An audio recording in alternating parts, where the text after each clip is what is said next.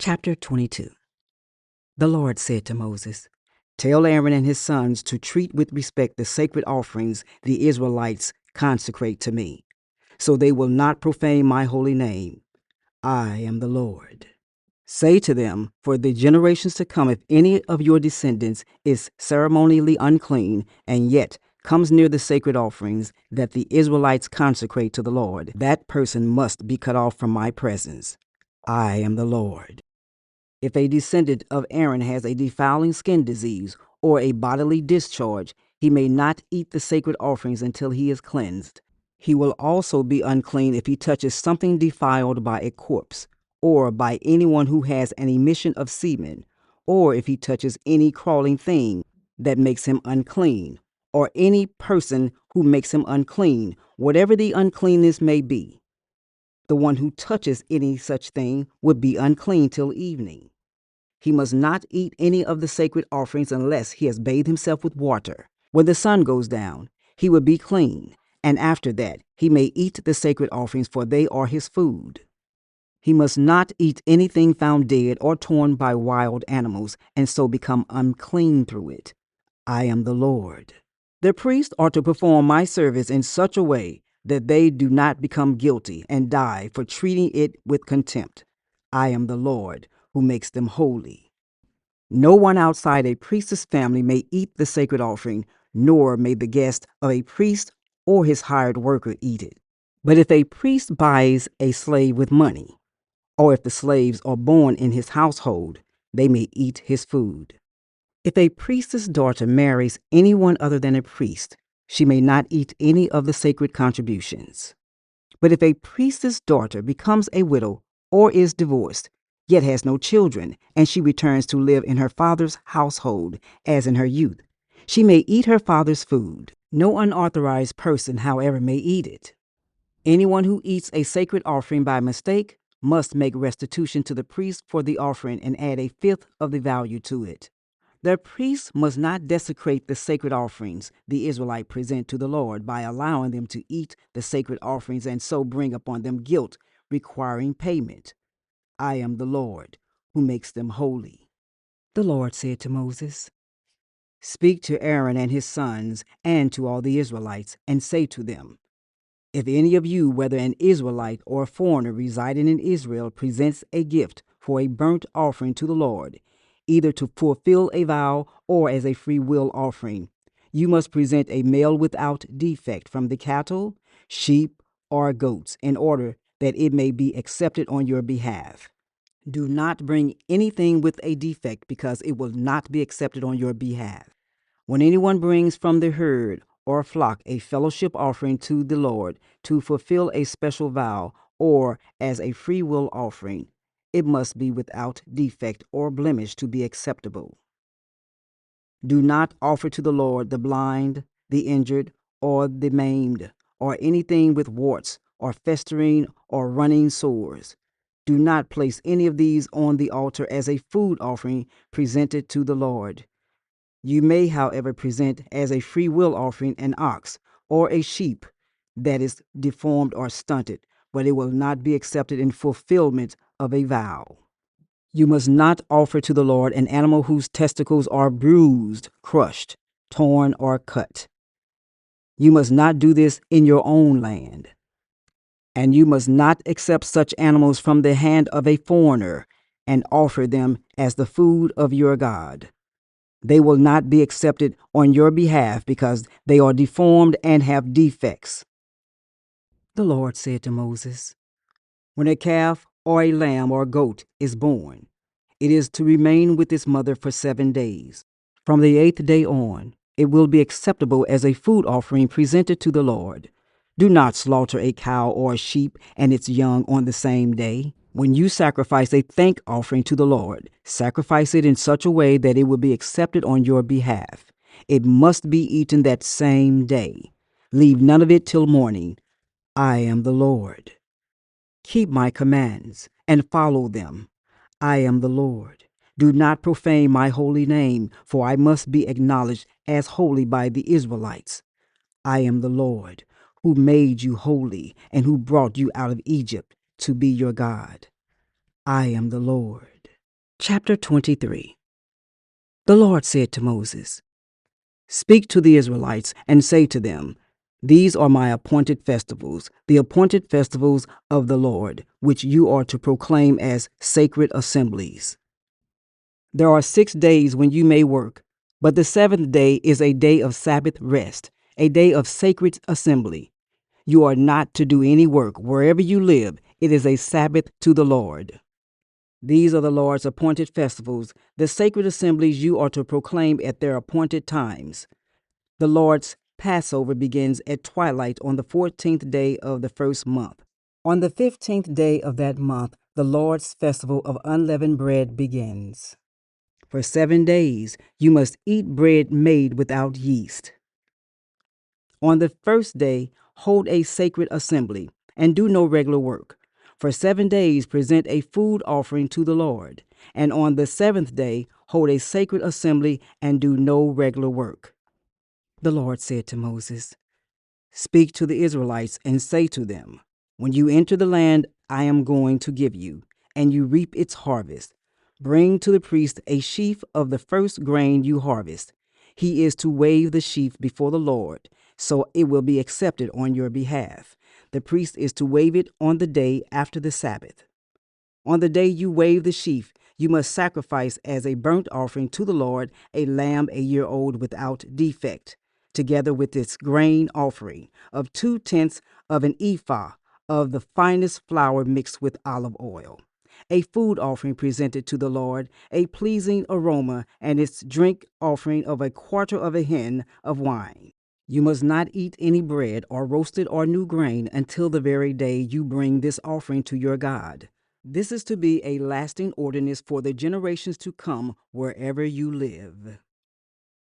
From the day after the Sabbath, the day you brought the sheaf of the wave offering, count off 7 full weeks. Count off 50 days up to the day after the seventh Sabbath, and then present an offering of new grain to the Lord.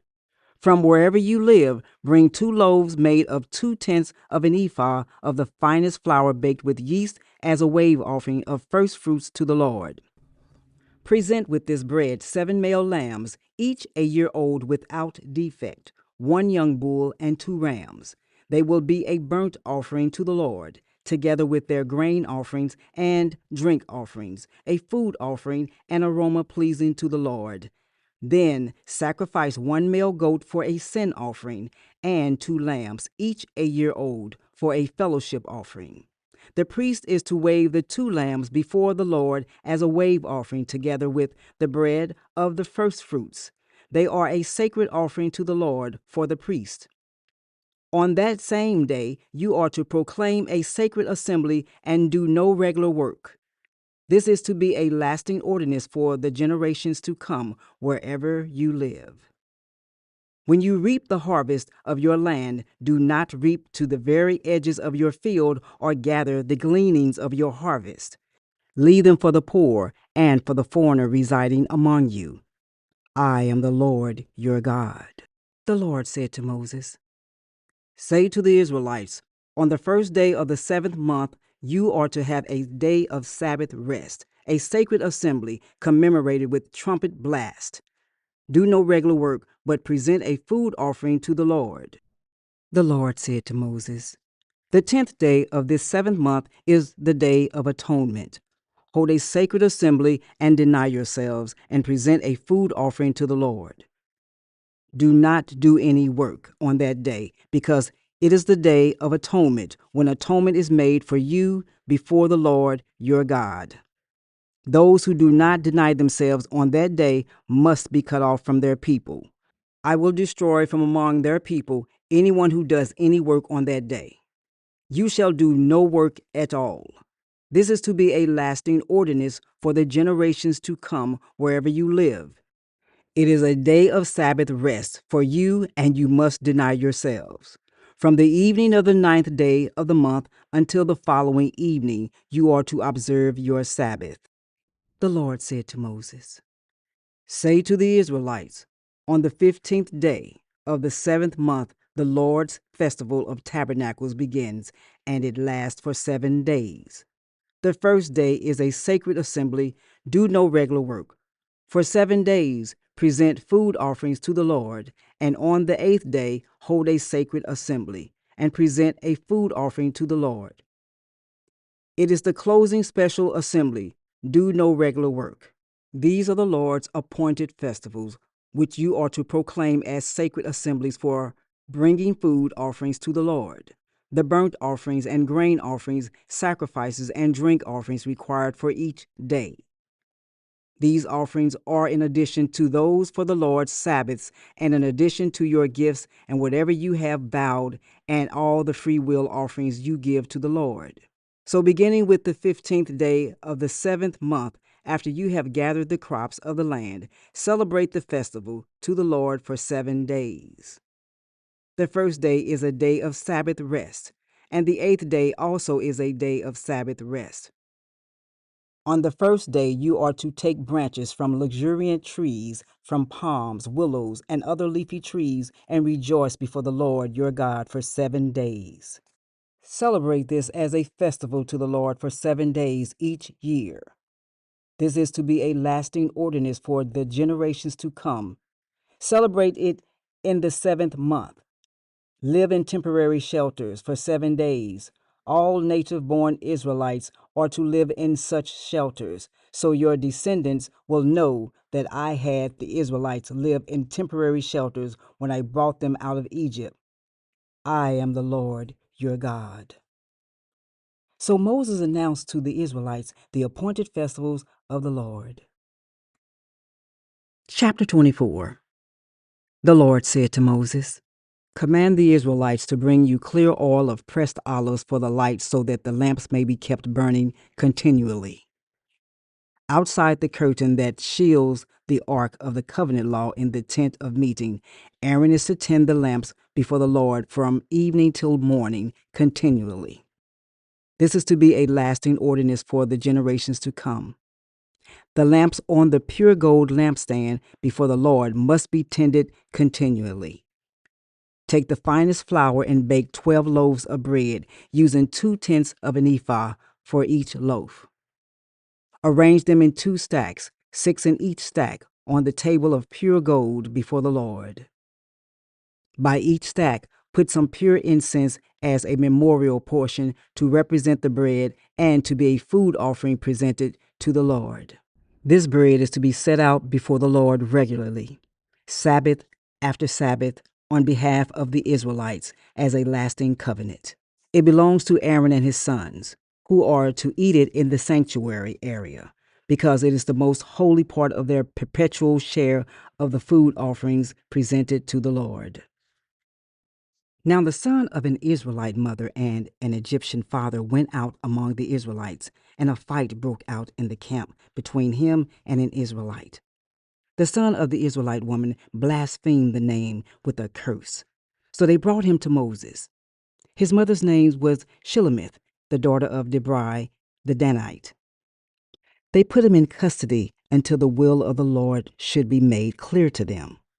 Then the Lord said to Moses, "Take the blasphemer outside the camp. All those who heard him are to lay their hands on his head, and the entire assembly is to stone him. Say to the Israelites, anyone who curses their God will be held responsible. Anyone who blasphemes the name of the Lord is to be put to death.